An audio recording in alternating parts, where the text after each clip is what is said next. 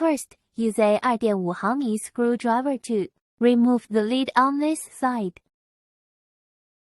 After that, separate the plugs that connect to the motors. Use a 2.5毫米 screwdriver to remove this circle of screws. Then you can take out the click section in its entirety. Use a 2.5毫米 screwdriver to remove the screws from both layers.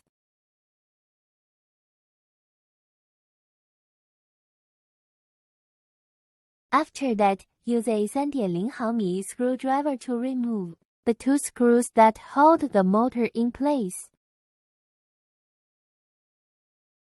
Use a 2.0毫米 screwdriver to remove the screws that connect the motor in the middle. After that, remove the old motor and put the new motor back in. After that, the parts are loaded back in reverse order, and the line is reset according to the zero setup tutorial.